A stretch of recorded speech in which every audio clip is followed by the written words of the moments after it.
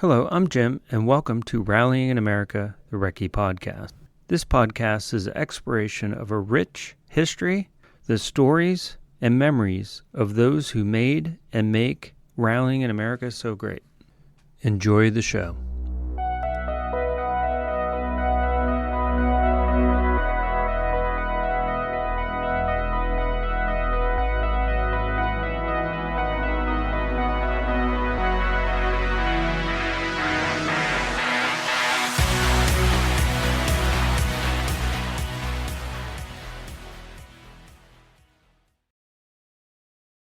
Hello. On this episode of Rallying in America, I welcome Chris and Sara Nonack of Any Percent Rally Team. We talk about their rally history, their many rally car builds, and their 2 four-legged crew members. We also discuss the Mudwhale SuperChampio and more. Enjoy. Chris and Sara, thanks for coming on to the podcast. I just happy to be here. Yeah. I just got off the phone with someone who you might know, Christian Zoni. Okay, yeah. He was on the volunteer podium in the SuperChampio last year, I want to say. Yeah. I don't remember where he was. Okay. Second or third. Gotcha. Yeah, he wanted me to ask you about the SuperChampio, but we can get into that a little bit later, if you'd like. Okay. So you're both the Any Percent rally team. How did you come up with the name Any Percent? So are you familiar with like the concept of like a video game speed run, 100% versus an any percent run? Right. Okay. So 100% run is something that I feel like in racing people get too fixated on, like, oh, I have to have the stacker trailer and 1 million people on my team, and I have to have the turbo car and the all-wheel drive and all that stuff. Yeah. And so I thought it would be cool to kind of knock off the 100% racing, like motocross goggles logo with an Any Percent logo and sort of try to, present a different way of doing it. Right. And it was after Waste Management Winter Rally, like 6 or 7 years ago in our Mercor. My friend Ray was in the back seat of our tow vehicle and designed that logo on our way back. Oh, very cool. Very nice. Now, besides the 2 of you, do you have any consistent crew members that come out to every race, or does that vary from race to race? It varies, but there are definitely regulars. Some people are sort of a one event regular, where like, our friend Robbie, who I know through other forms of racing, has been coming out to Snowdrift lately because that's the only one close to him. Right. And some people sort of go in waves. So what keeps happening is we actually keep losing crew members because they build and compete with their own car. Okay. So Dan Shirley crewed for us, and then he built the War Weasel, and he's never crewed since. Andrew Williamson crewed for us, and then they bought John Kramer's old car, and that's the Bit by Bit car now. Okay. So he can't crew for us anymore. Christian is currently constructing a car, so I have a feeling he will eventually graduate in the same way. Right. Sterling, I think, is eventually going to rally, and he'll probably start doing that. Evelina just started working with us, and hopefully will stick around for a while. So, right. Yeah, it tends to cycle. Well, there's one of your other team members. The crew. You have 2, crew, yeah. You have 2 furry crew members. You want to tell us a little bit about them, since they're wanting to cut in here? So Ridley is the delicate middle-aged lady. She's almost 15. Border Collie mix. So she's been around through rally for as long as we've been doing it. So she's experienced. And then Mezzy, who's the smaller clown, the smaller red clown, he's 3 already, even though he doesn't act like it. Yeah. And they join us for everything. So it's always fun to have them along and be part of the adventure. Yeah, and they're pretty popular. I know they were pretty popular at SCPR and at Boone. So yeah, it was fun having them around, and they get a lot of attention, I imagine. Yeah, and Ridley actually just appeared in the Blockhouse Racing coverage of Boone. She's in there for a second. Yeah, and we used to, very early on, we would maybe only bring one dog or, try to leave them at home. But we pretty quickly realized that, they're perfectly happy with the truck being their home base, and they'd rather be with us, even if it means they're bumping around in the back for 16 hours of recce. Right. Excellent. So back to your team members, or some of your former team members. That's pretty good testament to maybe all the positive vibes the two of you give them. And you know what I mean? The experience with your team must be really good, so they are like, yeah, I want to do this. Probably not a horrible experience at all with the two of you. We try to make it, decent enough. I actually most of the people I mentioned there, so Dan Shirley, Andrew Williamson, we all rallycrossed with the DC region, and sometimes still do. And the DC region, for whatever reason, has always had a really consistent history of graduating rallycross drivers into stage rally. Yeah. So Adam Kimmett runs the DC rallycrosses, and he was 0 car at Boone. He, pretty much just competes in Southern Ohio now, I think, but he's super fast. John Kramer was rallycrossing with DC when I first started going to their events. So yeah, I feel like it's all this one big group that just, we all start out running whatever we can get our hands on around a field, and there's always somebody who's making the move to stage rally to look at. Yeah, sounds like a lot of fun. So let's talk about your careers, and we'll start with you, Sara, if I may. You have a pretty impressive history with rally, looking at all the events that you've been in, and including Canada and the Netherlands. How long have you been into rally? So I started co-driving when Chris started racing a car, but before that, I was kind of immersed into it as we did rally moto. So I would go along and crew and be able to learn a little bit about how everything works. So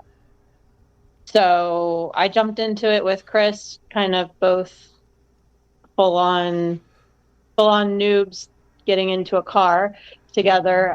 It's pretty hilarious to look at my very first rally sprint notes. They were, we had to write them from scratch, and they're kind of hilarious looking back on them now, but they worked then still. So anyway, so we got into that around 2016, I believe. 16, yeah. And yeah, really my only hesitation to get into co-driving was leaving the dogs at home, to be honest. Gotcha. So once we decided that we weren't going to do that anymore, it's been full-fledged ahead. And then, kind of started jumping into racing with my friends and being able to ride in other cars. So Chris already mentioned Adam Kimmett, which is a pretty fun full circle story as my first ride along in a rallycross car that was all-wheel drive. So I had ridden with Chris in our two-wheel drive cars and stuff, but the first all-wheel drive car was driven by Adam Kimmett. I didn't know him super well, but we became friends. And then the first car that I co-drove for that wasn't Chris was Adam Kimmett in his Subaru. So that's Snowdrift. Yeah, it's Snowdrift. Oh, okay. And so that was good fun. And you spun like 100 times. Yeah, it was one of those super icy ones. So we played bumper cars. We reversed down the stage for a while. It was good. It was real fun. But that kind of spearheaded the idea that like, oh, I can keep rallying even if, we have to wait with our car because unfortunately we can't just rally every single weekend. Right. We're campaigning our own car. So it's been really great to kind of get experience with other drivers and, have all of that under my belt. So Canada was with Doug Herodoswich, who was the driver that kind of took me out west for the first time. Mm-hmm. So he's just awesome. He organized Oregon Trail for a while, so he's hardcore volunteer, has spent a lot of effort and time into the sport too. So he was really awesome, fun to work with, and I'm sure I'll be back in his car at some point. So when we went to Canada, we did Big White. So it was his first time at Big White, my first time Nice. at Big White in Canada. So that was really fun. It's a good atmosphere.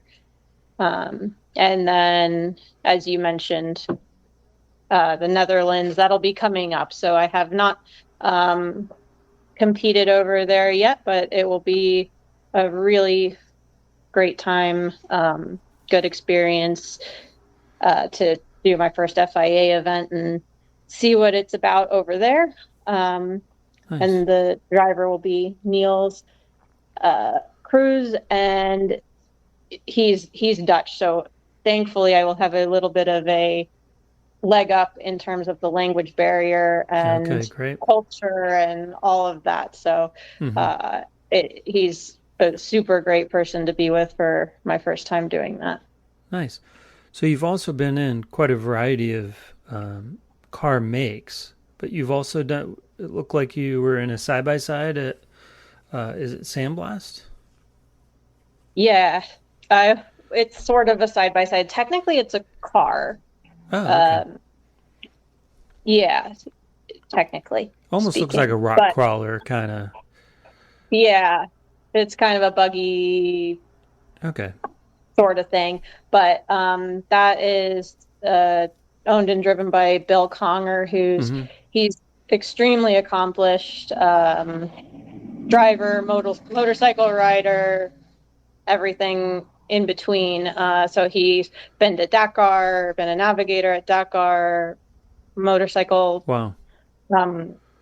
classes at Dakar, and that buggy, he uses Sandblast to kind of prep and shake down for the Sonora rally. And yeah, so he does some desert racing with it. How much of a difference is it between a rally car and that buggy? Is there much difference? It's like a whole different animal in terms of what it's capable of doing. So it just does things that like a normal rally car you'd roll in an instant, or just absurd. It can do absurd things. So it can climb the sand banks. It can get it can get its out of its way pretty well. Nice. So it's really fun, and he's been dialing that in. The intercoms and notes are kind of new to Bill. Pace notes are new to Bill. He's done navigation forever, but actual rally pace notes are different. So we're kind of working through that as well. Nice.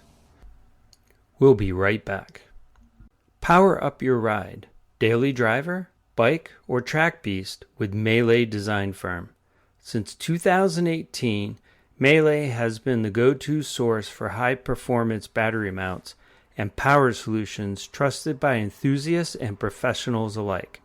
Whether you're carving corners on the weekend, commuting to work, or chasing podiums, they have the gear to keep you powered and ready.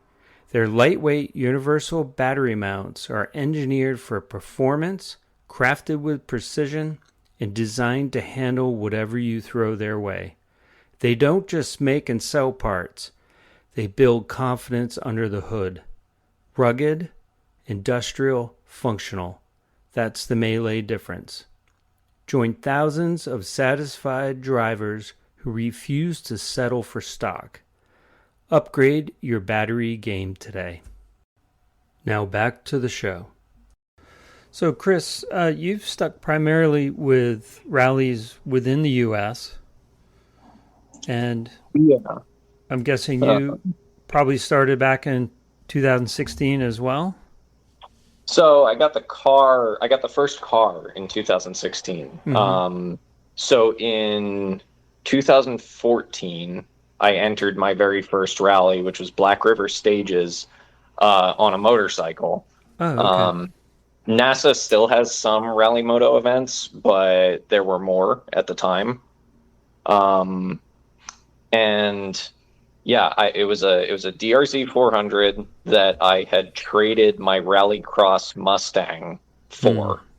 And I had no idea what I was doing. I can ride a motorcycle, but I'm not great. So it was definitely kind of felt like really being thrown into it. But the Rally Moto crowd in 2014 was so cool and so like, yeah, let us help you out. You know, Yeah. Oh, here's how a transit works. Here's how a time card works. Mm-hmm. So that it was a great intro to it, and it was a great sort of stepping stone to get into the car, because at the time I simply could not afford to rally a car. Yeah. And in 2016, I bought this old RX-7 sight unseen from across the country. It was in Washington. Okay. We're in Pennsylvania, so it's a bit of a haul. I had it shipped to me, and I actually got let go from my job that year, but I had a pretty solid severance package. So that was our funding to kind of get the car going. And therapy too, I imagine, right? After losing your job, it's kind of therapeutic. Yeah. It was one of those things where I went, I've really been enjoying this on the motorcycle. The car is the dream. I've always been a car guy. I wish I could be a motorcycle guy, but I lack some of the skill set for it. And I kind of went, we've got this little severance check here. I don't know if I'll still be able to do this after I run it for like 3 events, but for right now, let's try this. And of course, here we are almost a decade later, not really having taken any big gaps there. But that car was kind of a disaster, and in the most wonderful way. Like, when you first start out, it's so fun to be like the Mad Max effort at the back of the pack where the thing is falling apart and you're trying to patch it back together. And yeah, so that was how we got into it. I started on the bike. I got the car. Originally, Sara wasn't even going to co-drive. I was off at an event volunteering, and she sent me a receipt, like just a screenshot for buying a fire suit. I kind of went, oh, okay. And it turns out that was, the best decision ever. So, nice. Yeah. So this year, the two of you have done, STPR, Boone, and Snowdrift. And you've also done a gravel trial? What's different? What's different there than maybe from a stage rally? So the gravel trials it's what used to be called a rally sprint, but Okay. SCCA sort of dropped that program, and I think they just want something different to call it. Okay. So you get a few configurations of the Team O'Neill roads, which are pretty awesome. Like it's more technical and sort of more cambered than a lot of rally stages, but that means you pack a lot of features into a smaller area. And they basically start the day before the sun comes up. You do recce in a relatively condensed period of time, and there's a quick driver's meeting, and then you spend all day doing runs of the 2 or 3 different configurations. Mm-hmm. The New England guys who live close to Team O'Neill have such a sweet setup, being able to go and do those regularly. Oh yeah, and Team O'Neill's near Mount Washington, so relatively. Pretty crazy terrain there. I grew up in Massachusetts, so yeah. Okay, yeah, so you're familiar. Yep. And back when New England Forest Rally was a thing, mm-hmm. there was this entire contingent of New Englanders who would just do Team O'Neill events and New England Forest Rally every year. Very so cool. There'd be people on the entry list who you're like, I've never seen that guy anywhere. And whoever that is, they are super fast because they've just been practicing. Yeah.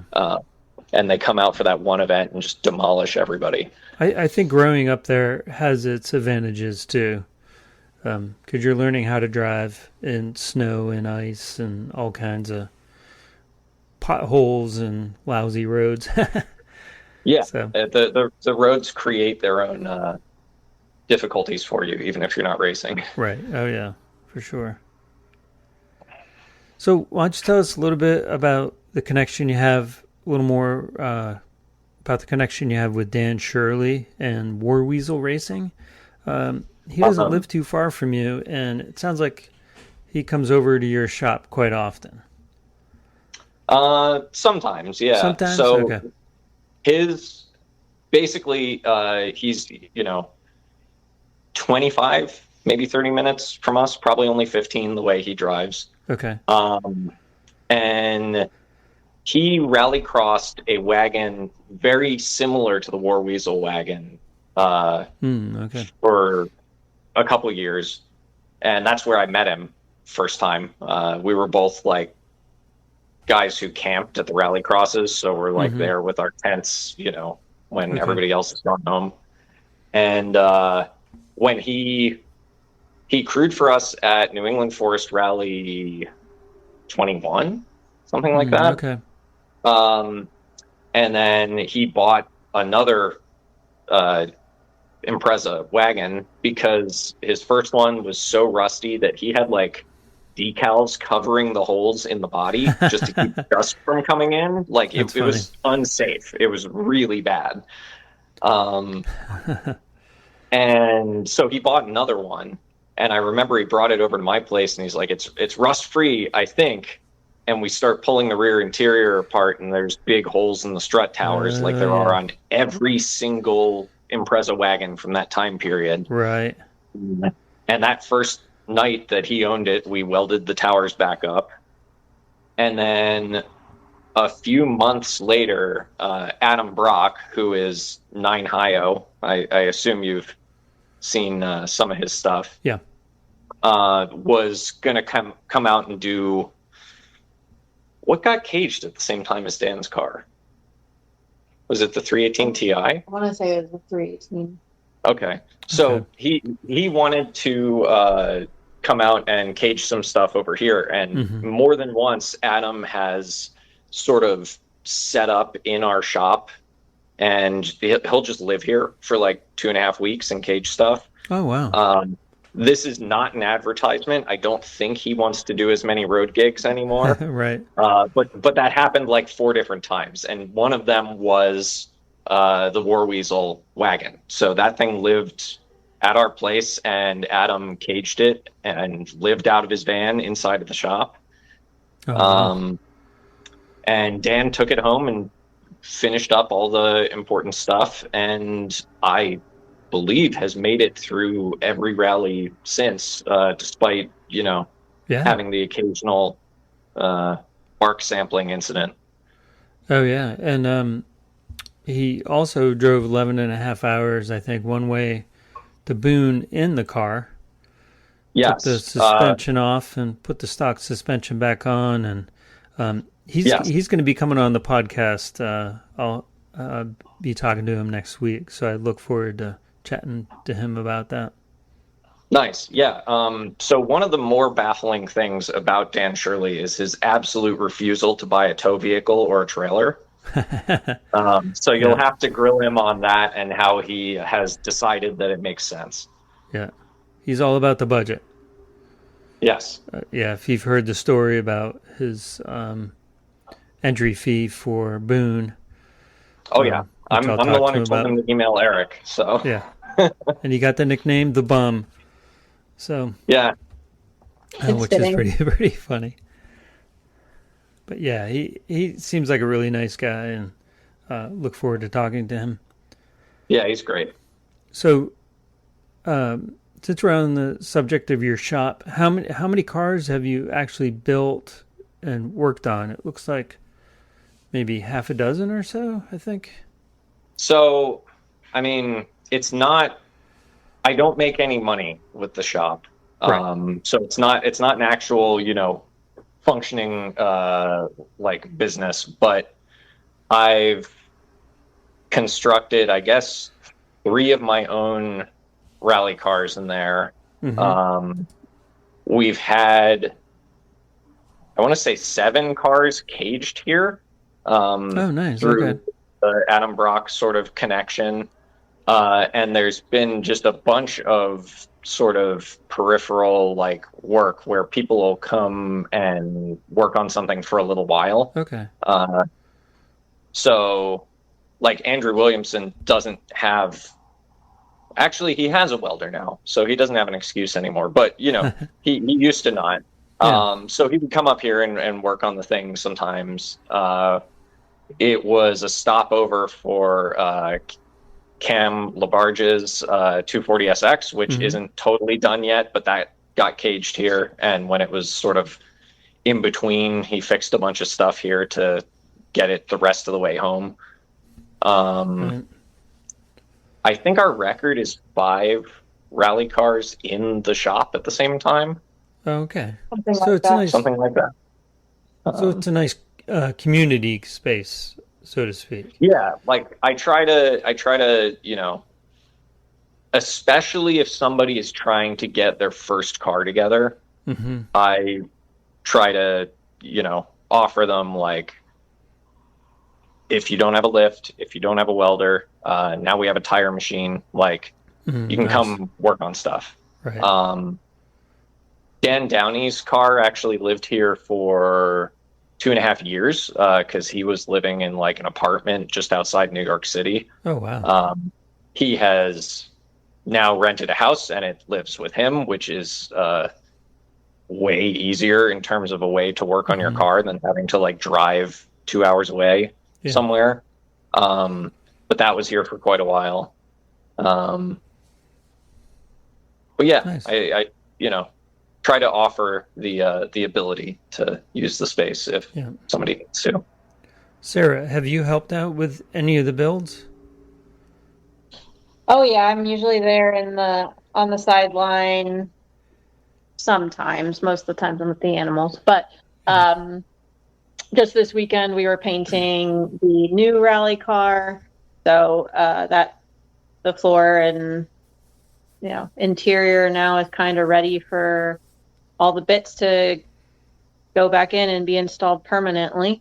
So that's exciting, but so I'll help with re-prep and whatever Chris needs. He does work very well independently, so a lot of times. I know how that is. That's why I'm laughing. I'm just there learning, and I'm bad at delegating. He's very bad at delegating. Yeah. Well, I always expect my wife to read my mind, but it never happens. Yeah, that I'm doesn't work pretty, out that well. at this point, we're pretty good at reading each other's minds, but At speed, you're great at it. In the shop, you know. So tell us about the new car. Is it another BRZ? It's another BRZ. As much as I really wanted to build like a cool 80s Toyota, the advantages of getting like another shot at the same platform were too glaring. So I kind of tried to take what I learned on the current car and apply it to the new one. So the suspension is very similar up front. In the back, it's got much longer towers. I messed with the geometry a little bit. So it's got like 10.5 inches of travel in the back, where the current car is stuck at like 6.5. And I'm doing a different engine. So I'm putting a Toyota V6 in it. That's similar. Okay. It's similar to what's in the army of Hooper Lexuses, but it's not exactly the same engine. It's kind of the cheaper, more common version of it. Yeah. And just a lot more body work and sheet metal and cutting everything that doesn't need to be there. It's an open 2-wheel drive car, obviously, and the current car, the limited 2-wheel drive car, I built with the mindset of I just want a reliable car that I can learn to drive. There you go. Because I had this Mercor XR4 Ti before that was kind of a Frankenstein monster, and just nothing ever totally worked right. So I wanted the opposite of that. I was like, I just want a reliable, simple car. Okay. And I did that, but it meant that like I kept the entire factory dash and I didn't cut any of the extra bracketry off or anything. Okay. So it's a heavy car. Yeah. Where the new one, I kind of want to, get a little more creative and try to do something a little more race car. And that's the whole point of moving to open 2-wheel drive too, right? Is in limited, you've got a few components you can change. In open, you do whatever. And I'm sure it will have shortcomings that I can then address with more creative stuff, hopefully. Okay. When will that new car be ready, do you think? Next season or? I don't know. I'm trying very hard not to give it any sort of a deadline, because I know that if I have a deadline, I'll try to hit the deadline, and that may compromise things. It takes the fun out of it too, maybe, Yeah, and I think ultimately, like, I know that my tendency is to just go, okay, I'm going to hit that deadline, and I don't want to compromise the car to hit like an imaginary set number. I want to try to do my best. Gotcha. So what's next on the rally schedule for both of you, being driver and co-driver? We're going to the Netherlands. That's together. Oh, but us together? Together. For the two of you together. That, we land back and get in the truck and go to Overmountain.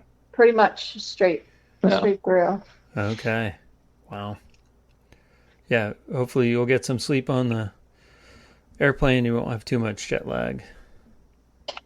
Yeah, we'll see about that, and then tow through. And Overmountain's one of our favorite events, so we're very much looking forward to that. There'll be some new roads that we haven't seen yet.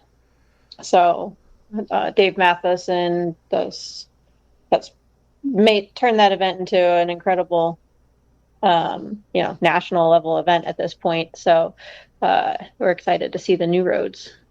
Excellent. So about the SuperChampio that I mentioned earlier, that I talked to Christian about, how is that going for you?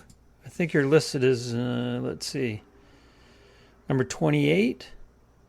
Yeah, I mean, we're not super competitive in it. Sara has been.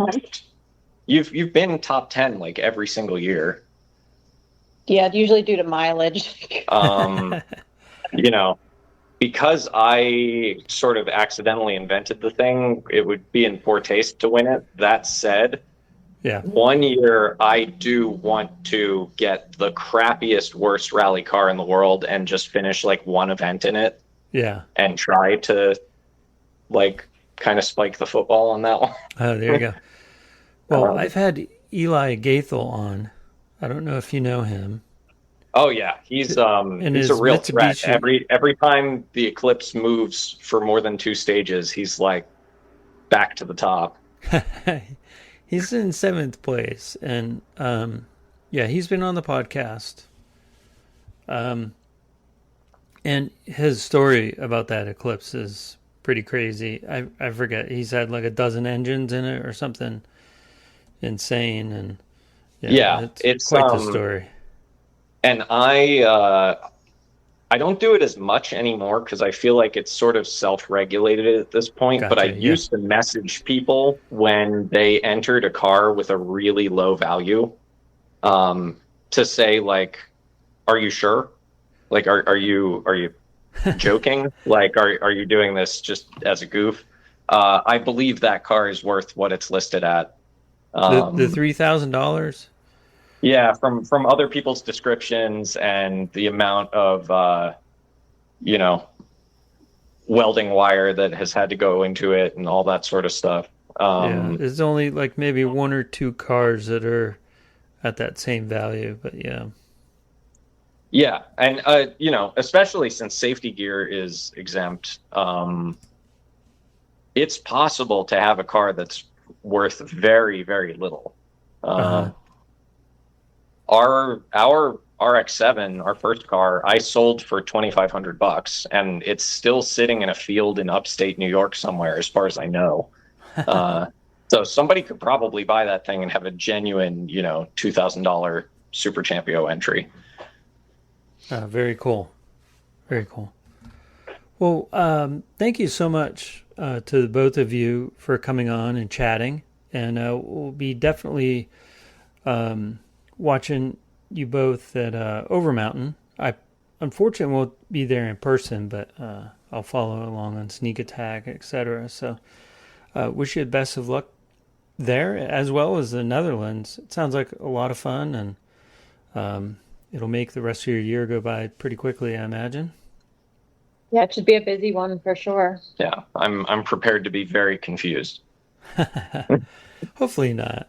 But yeah. And thanks again. Really appreciate you coming on and of course, taking the time to Anytime. chat.